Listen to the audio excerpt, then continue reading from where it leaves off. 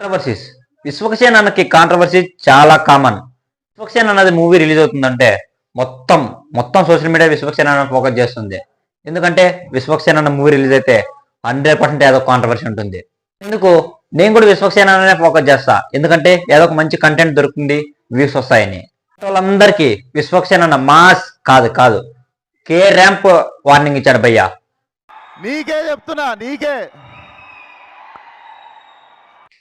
అది చూసి ఏం బలుపురా విశ్వక్సేన్ అన్నకి అనుకున్నారు అందరూ.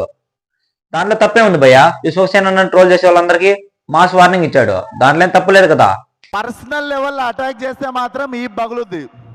హీరోలు ఆన్ స్క్రీన్ మాస్ గా ఉన్నా కూడా రియల్ లైఫ్ లో మాత్రం నార్మల్ గా ఉంటారు. కానీ విశ్వక్సేన్, బాలకృష్ణ వీళ్ళ రూటే సపరేట్. ఆన్ స్క్రీన్ ఎంత మాస్ గా ఉంటారో ఆఫ్ స్క్రీన్ లో కూడా అంతే మాస్ గా ఉంటారు. అందుకనే నాకు విశ్వక్సేన్ అంటే కొంచెం ఇష్టం ఎక్కువ. విశ్వక్సేన్ అన్న నీ యాటిట్యూడ్ నువ్వేమాత్రం తగ్గించుకోకు. ఇదే యాటిట్యూడ్ తో బాక్స్ ఆఫీస్ జీప్ పగలగొట్టు. స్నేక్ వల్ల ఎక్కించిన కౌంటర్ ని మాత్రం నేను ఇప్పటికీ మర్చిపోలేదు భయ్యా. ఆ కౌంటర్ మాత్రం వేరే లెవెల్ అంతే. ఈ పెట్రోల్ కాదు, రసన అన్నారు చూడండి, అది మాత్రం వేరే లెవెల్. ఇది రసన.